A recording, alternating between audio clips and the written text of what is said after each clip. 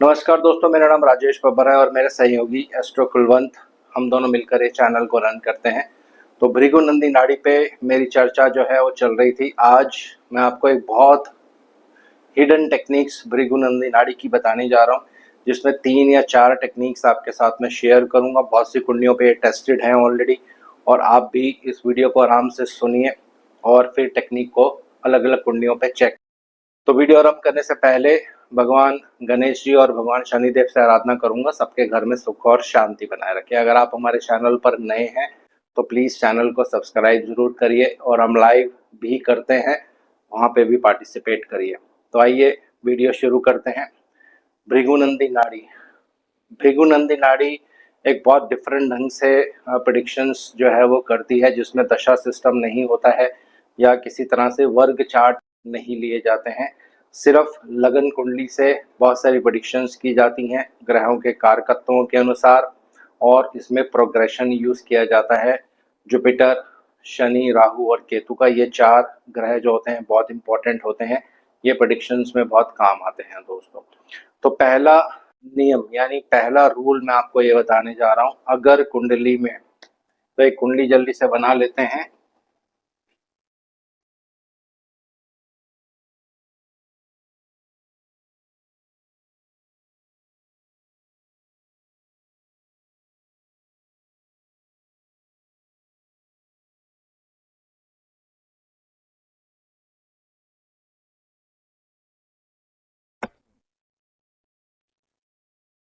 तो सबसे पहले कुछ ग्रहों के बारे में मैं आपको इन्फॉर्मेशन देता हूँ, उनको समझना बहुत ज़रूरी है, जिसके बारे में आज मैं आपको बताने जा रहा हूँ। तो पहले मेरे ग्रह हैं चंद्रदेव, भगवान चंद्रदेव। चंद्रमा को नाड़ी में एक बहुत इंपॉर्टेंट प्लैनेट माना जाता है। इसके बहुत सारे कारकत्व होते हैं। मदर को भी इंडिकेट करता है, पैसे को इंडिकेट करता है, हस्बैंड को भी इंडिकेट करता है। ये भी आने वाली वीडियोस में आपको मैं बताऊंगा। उसके बाद ट्रैवल को इंडिकेट करता है, दूसरी कंट्री को इंडिकेट करते हैं चंद्रदेव। और बहुत सारे ऐसे कारकत्व हैं, खांसी लगना, गला खराब होना, ये सारी चंद्रदेव के अंदर जो है कारकत्व जो है वो लिए जाते हैं। लेकिन एक बहुत इम्पोर्टेंट रोल है चंद्रमा का नाड़ी में, चेंज ऑफ प्लेस। जब भी आपका चेंज ऑफ प्लेस होगा लाइफ में, चंद्रमा का उसमें आप बहुत मेजर रोल रहने वाला है। चाहे चंद्रमा का डायरेक्ट तरह से रोल हो या डिस्पोजिटर की तरफ से रोल हो या त्रिकोण में आ जाए, कहीं ना कहीं चंद्रमा का रोल जो है उसमें ज़रूर होता है। तो ये भी आने वाली वीडियोस में आपको मैं बताऊंगा। तो आज 2 या 3 टेक्निक्स आपके साथ में शेयर करने जा रहा हूँ। तो पहली टेक्निक है चंद्रमा, जैसे मैंने आपको बता दिया।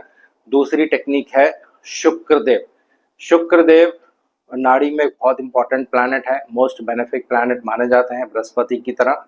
और शुक्रदेव को आपकी लैंड प्रॉपर्टी यानी घर जो होता है उसको इंडिकेट किया जाता है, व्हीकल्स को इंडिकेट करते हैं, पैसे को इंडिकेट करते हैं, आपकी वाइफ को इंडिकेट करते हैं अगर मेल चार्ट देख रहे हैं।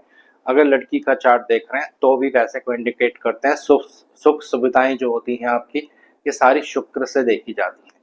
तो अब इन दोनों का कॉम्बिनेशन कैसे ऐड ऑन होता है, ये मैं आज आपको बताने जा रहा हूँ। तो पहला नियम होता है, कहीं भी कुंडली में शुक्रदेव हो यानी वीनस, ये कुंडली में कहीं भी हो सकते हैं, कोई भी भाव होते हैं, भाव में हो सकते हैं। अगर शुक्रदेव से चौथे में, शुक्रदेव से 4th हाउस में अगर मून होंगे, तो मैं हिंदी इंग्लिश दोनों में लिख रहा हूँ ताकि जो साउथ इंडियन यूजर्स हैं उनको भी थोड़ा क्लियर हो जाए। अगर शुक्र से 4th हाउस में मून होगा, चाहे वो लड़के की कुंडली हो चाहे वो लड़की की कुंडली हो, दोनों के लिए लगभग प्रेडिक्शंस सेम होती हैं। थोड़ा सा एक डिफरेंस होता है, वो मैं भी आपको बताऊंगा वो डिफरेंस क्या होता है। तो पहली चीज, जैसे लास्ट पार्ट में मैंने आपको बताया था, 4th हाउस नाड़ी में बहुत इंपॉर्टेंट होता है, क्योंकि ये सुख का भाव है दोस्तों। तो पहली चीज, अगर वीनस से 4th में मून है, तो ऐसे पर्सन्स अगर इनके पास लैंड एंड प्रॉपर्टी होती है या इनको एंसेस्ट्रल प्रॉपर्टी मिल जाती है, डिपेंडिंग अपॉन अदर कॉम्बिनेशंस, वो भी इसमें ऐड ऑन किए जाते हैं। पर्सन की प्रॉपर्टी रुक नहीं पाती है दोस्तों, पर्सन अपना मकान जो है वो सेल कर देता है। या दूसरा पॉइंट यहाँ पे क्या आता है कि चेंज ऑफ प्लेस, अपनी प्रॉपर्टी को बेच के वो दूसरी जगह पे प्रॉपर्टी लेने की हमेशा चेष्टा करता है, जिसकी वजह से उसको लाइफ में नुकसान हो जाता है दोस्तों। क्योंकि वीनस से फोर्थ हाउस जो होता है ये मकान का सुख का भाव है। वीनस अगर आपका हाउस है तो मकान का सुख आपके जीवन में है कि नहीं है, ये नाड़ी बहुत क्लियर रूप से हमें यहाँ पे बताती है। तो अगर यहाँ पे चंद्रमा होगा तो आपको बहुत अलर्ट रहना है। कोई भी लैंड एंड प्रॉपर्टी या अपना घर आपको जल्दी से बेचना नहीं है बिना किसी की राय लिए, बिना किसी से डिस्कस किए, क्योंकि ये कॉम्बिनेशन बहुत तेजी से काम करता है और जब इस पे एक्टिवेशन हो जाती है गोचर के ग्रहों द्वारा तो फिर ये वो समय जो होता है पर्सन के लिए थोड़ा सा डिस्टर्बिंग रहता है। पहली चीज, अगर आपके पास कुछ लैंड एंड प्रॉपर्टी है तो इसको आप बिल्कुल रिटेन करके रखिए। दूसरा, दूसरी जगह पे ये क्या काम करता है, चेंज ऑफ प्लेस लाइफ में बहुत ज्यादा करवाता है।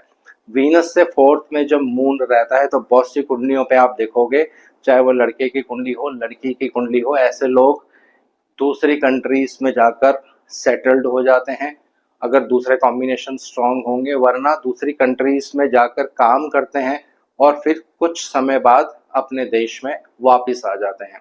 तो अपने देश में वापस आने के लिए 10th हाउस बहुत इंपॉर्टेंट रोल प्ले करता है। वो भी मैं आने वाले टाइम में आपको बताऊंगा कि क्यों लोग विदेश जाते हैं, वहाँ पे काम करते हैं फिर वापस आ जाते हैं, या विदेश में उनकी सेटिंग नहीं हो पाती है वापस आ जाते हैं। इसके बारे में भी चर्चा करेंगे, इसमें नाड़ी क्या रूल्स बताती है।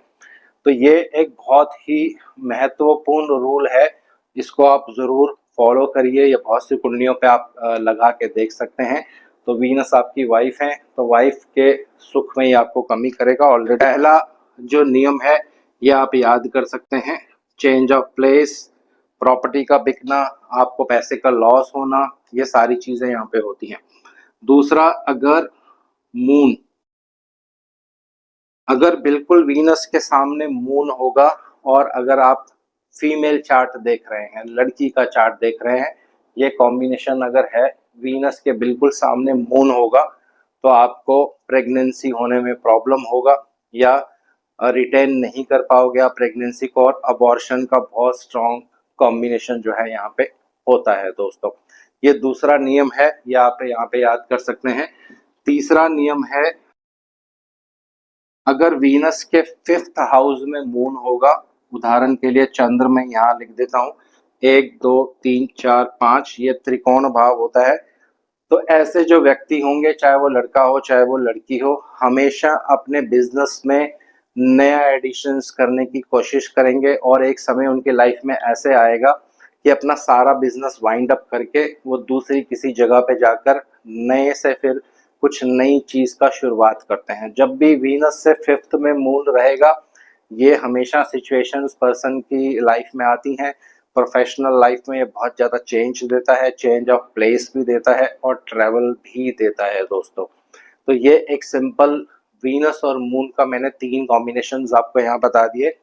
अब मैं आपको बताता हूँ जुपिटर। मान लीजिए किसी की कुंडली में बृहस्पति यहाँ पे है, उदाहरण ले रहा हूँ मैं, कहीं भी हो सकते हैं कुंडली में, और बृहस्पति से 4th में अगर चंद्रमा होगा, 1 2 3 4, यानी जुपिटर से चौथे भाव में अगर चंद्रमा होंगे, राशि कोई भी हो सकती है, भाव कोई भी हो सकता है, इससे नाड़ी इतना ज्यादा इफेक्ट नहीं करती है। तो ऐसे केस में आप क्या प्रेडिक्शंस करोगे कि इस बच्चे का जहाँ पे भी जन्म होगा उनके जो फोर फादर्स होंगे, यानी बच्चे के दादाजी आप कह सकते हैं, वो पहले किसी दूसरी सिटी में रहते होंगे, फिर वहां से उनका स्थानांतरण हुआ, चेंज ऑफ प्लेस हुआ और फिर दूसरी सिटी में आके ये परमानेंट जो है वो सेटल्ड हो जाते हैं दोस्तों। जुपिटर से मून जब 4th में रहता है, ये भी एक बहुत स्ट्रॉन्ग कॉम्बिनेशन होता है। पर्सन बहुत ट्रैवल करता है अपनी लाइफ में, और घर का चेंज होना यानी चेंज ऑफ प्लेस, यहाँ से भी आप देख सकते हो। दूसरा, अगर जुपिटर से 9th में मून होगा तो 1 2 3 4 5 6 7 8 9, यहाँ पे अगर चंद्रमा होंगे, जब भी जुपिटर से 9th में मून होंगे तो आप देखेंगे ऐसे पर्सन्स विदेश में जाकर सेटल्ड हो जाते हैं दोस्तों। जुपिटर से 9th में मून स्ट्रॉन्ग इंडिकेशन होता है कि ये आपको घर से दूर लेके जाएगा, या खूब ट्रेवल जो है आपकी लाइफ में होने वाला है दोस्तों। तो ये जुपिटर और वीनस से मैंने दो चीजें आपको बता दी। अब एक इम्पोर्टेंट प्लैनेट है, वो है शनिदेव। उससे मैं आपको बताऊंगा कि मून को आपको कैसे रिलेट करना है। हालांकि मून के साथ बहुत सारे कॉम्बिनेशंस जो हैं ग्रहों के बनते हैं, लेकिन आने वाले टाइम में मैं कोशिश करूंगा कि और इस पे डिटेल्स में वीडियो भी बनाऊं। तो आपको क्या करना है ये देखना है, चंद्रदेव कहीं भी प्लेस्ड हो सकते हैं, शनिदेव कहीं भी प्लेस्ड हो सकते हैं। तो उदाहरण लेते हैं, मान लीजिए शनिदेव यहाँ पे हैं और इनको रब कर देते हैं, इसकी अभी जरूरत नहीं पड़ेगी। अगर शनिदेव से 11th में ये शनिदेव यहाँ पे हैं तो 1 2 3 4 5 6 7 8 9 10 11, अगर शनि से 11th में चंद्रदेव होंगे आपकी कुंडली में और उन राशियों में होंगे जो रिटेल सेल्स को इंडिकेट करते हैं या ट्रैवल को इंडिकेट करते हैं, तो ऐसे व्यक्ति हमेशा इस तरह का ही कार्य करेंगे जिसमें ट्रैवलिंग बहुत ज़्यादा इन्वॉल्व हो या रिटेल सेल्स बहुत ज़्यादा इन्वॉल्व हो। अब नेक्स्ट कॉम्बिनेशन है शनि से 10th में अगर चंद्रदेव होंगे, तो शनिदेव कुंडली में कहीं भी हो सकते हैं, यहीं ले लेते हैं 1 2 3 4 5 6 7 8 9 10, 1 2 3 4। तो यहाँ पे अगर चंद्रदेव होंगे यानी शनि से 10वें घर में जो कर्म क्षेत्र होता है वहां पे अगर शनिदेव होंगे तो ऐसे व्यक्ति दूसरे देशों में जाके काम करते हैं, डिपेंडिंग अपॉन अदर कॉम्बिनेशंस काम करेंगे वापस आ जाएंगे, या उनका कार्य ही ऐसा रहता है कि रेगुलर बेसिस पे उनको ट्रैवल करना पड़ेगा, घर से दूर जाना पड़ेगा दोस्तों। ये एक बहुत ही स्ट्रॉन्ग कॉम्बिनेशन है। दूसरा एक बहुत स्ट्रॉन्ग कॉम्बिनेशन है, अगर 1 2 3 4 5 शनि से 5th में चंद्रमा होंगे किसी की भी कुंडली में, आप ये देखिए अगर शनि से 5th में चंद्र होंगे तो ऐसे व्यक्ति भी बहुत अपने लाइफ में ट्रैवल करते हैं दोस्तों।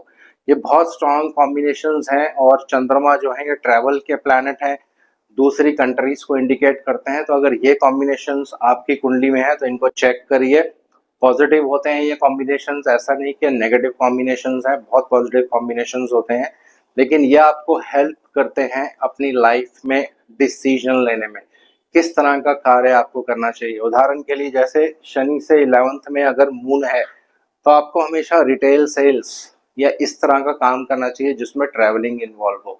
तो इसीलिए ये कॉम्बिनेशंस जो है आपको गाइड करते हैं कि किस लाइन में, किस प्रोफेशन में, या आपके पास लैंड प्रॉपर्टी है तो उसको आपको नहीं बेचना चाहिए।